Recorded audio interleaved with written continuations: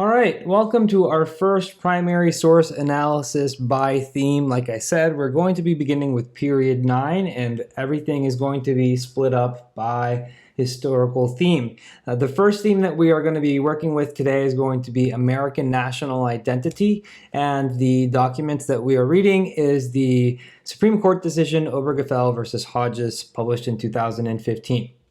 So let's get started. Here is the document. It's these considerations lead to the conclusion that the right to marry is a fundamental right inherent in the liberty of the person and under the due process and equal protection clauses of the 14th Amendment. Couples of the same sex may not be deprived of that right and that liberty.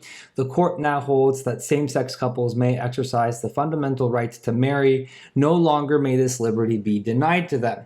So maybe you already knew, based on your key terms that you've defined across the year, that Obergefell versus Hodges legalized gay marriage in the United States.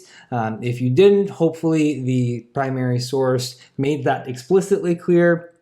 Let's talk about the theme that we're working with today, American and national identity. Here is the definition from the College Board website. It says, this theme focuses on how and why definitions of American and national identity and values have developed among the diverse and changing populations of North America, as well as on related topics such as citizenship, constitutionalism, foreign policy assimilation, and American exceptionalism. So the key topics that this primary source hits for this theme is going to be the constitutionalism and the citizenship. What are the rights of citizens and what is constitutional and what is not?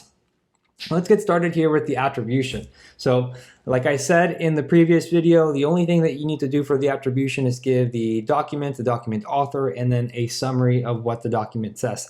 The College Board wants to know that you are able to read and comprehend what a complex excerpt might say. So here we have the Supreme Court decision written by Justice Anthony Kennedy on Obergefell versus Hodges, lays out the constitutionality of same-sex marriage in the United States. Now we're going to go through each of the analysis categories that you can do on the AP exam for the DBQ: historical situation, audience, purpose, and perspective. Beginning with historical situation. Same-sex marriage had only been legal in a minority of states, keeping some from enjoying the social and legal benefits of marriage. Additionally, the 1996 Defense of Marriage Act tried to restrict the federal recognition of same-sex marriages. So notice here how in the historical situation, you might have to bring in some background or outside information to help make your point for historical situation. For audience, we are saying here, Justice Kennedy addresses all Americans and levels of governments to prevent further discrimination. For this reason, he is explicit in the court's opinion that their rights be upheld. So really speaking and analyzing the tone of his excerpt. The purpose of this document, or the decision, is to decide on the constitutionality of same-sex marriage. Thus, Justice Kennedy cites provisions in the Bill of Rights to back the court's opinion.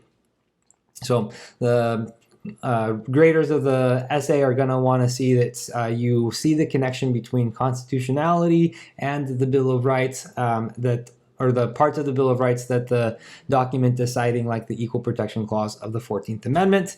And then finally, the perspective. The decision is written from the perspective of Supreme Court Justice appointed by Ronald Reagan. As a Reagan-era conservative, he opposed government restrictions on individual liberties. So this is a whole discussion that you can have about what makes up a social conservative and also a political conservative. So social conservatives might have opposed gay rights and the Pride movement, but a political ideological conservative would have disagreed with any restrictions of the government would place on enjoying civil liberties. And that's how Justice Anthony Kennedy proved to be the swing vote, the key swing vote in the Obergefell versus Hodges decision.